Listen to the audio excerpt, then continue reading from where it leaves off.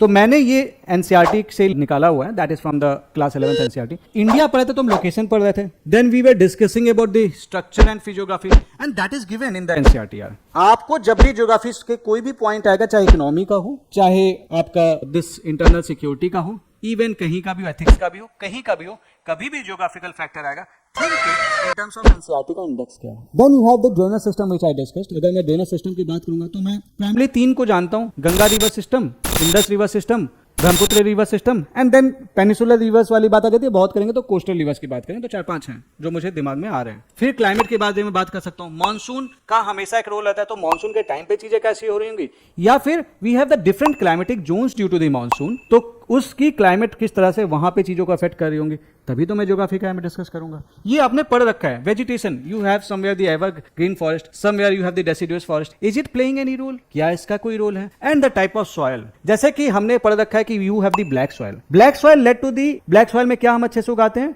हम कॉटन उगाते हैं। एलिवियल सॉइल में हम अच्छी खेती कर सकते हैं, तो वहां पे जब अच्छी खेती कर पाएंगे तो लोगों का सेटलमेंट इजी होगा। और ब्लैक सॉइल होगा तो हम वहां पे लाइक कपास उगा पाएंगे, तो वहां पे टेक्सटाइल इंडस्ट्री बन सकती है। कुछ इन पॉइंट्स के बेसिस पे अगर मैं अपने आंसर को स्ट्रक्चर करने की कोशिश करूं तो क्या मैं एक बेहतर वे में अपना आंसर नहीं लिख सकता हूं। Think on that.